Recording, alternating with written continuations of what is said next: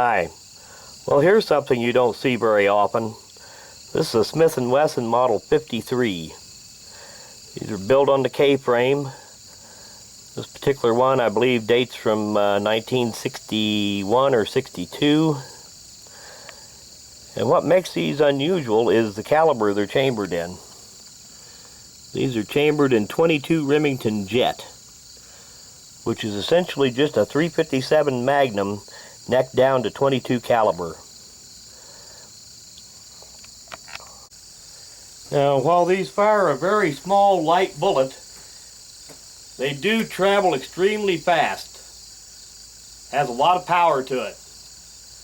And it's also very loud. So you definitely want hearing protection with this gun.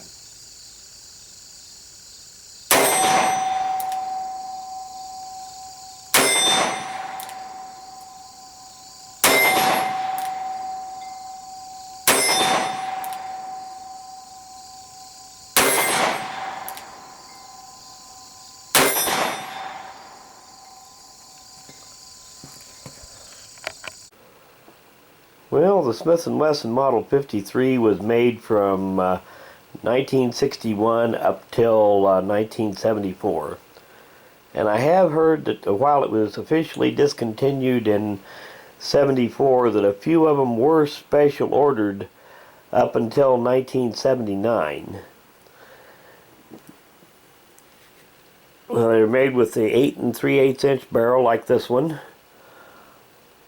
or with 6-inch barrel, or a 4-inch barrel. Now this is one of the very early ones,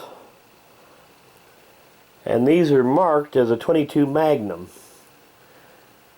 But these came out when they're before the Smith & Wesson Model 48, which was actually 22 Magnum. And there goes that dehumidifier. Let me turn that thing off.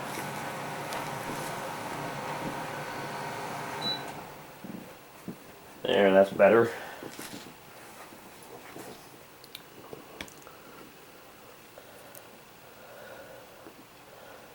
There's your model marking there. And this is one of the very early ones. I believe the first serial number was K 429,000 or around there. And these were, serial numbers were mixed in with all the other K-frames at the time. And according to what I've heard, they made just shy of 15,000 of these total. Almost all of them were blue. There were a few factory nickel finished ones, but they're pretty rare. And as you can see here, it's mounted with 2 firing pins and a pivot on the hammer, which you select which firing pin the hammer will hit. Right now it's set for center fire. Drag this back like that, and it'll hit the rim fire firing pin. And these were supplied with inserts that allowed you to fire 22 long rifle in them inside the inserts. Now, unfortunately, before I bought this gun, the inserts had been lost somewhere along the way. But in general, it's very hard to find ammunition for this anymore.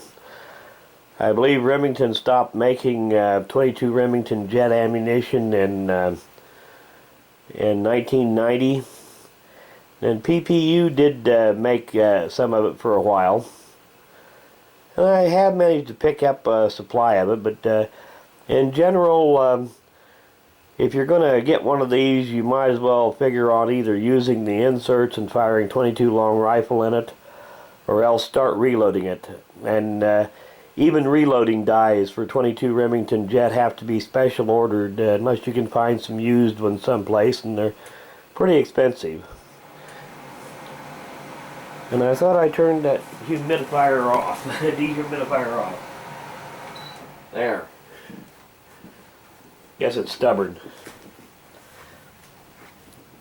But just in general, these are a very nice revolver. Now this particular one has a target trigger, wide target trigger, but it only has the semi-target hammer. And usually you either find Smith Wesson K-frames with both or with neither, not mixed like that. However, recently I did see a Model 14 that had the target hammer but not the target trigger. So such combinations do exist, you just don't see them very often. Well, thanks for watching.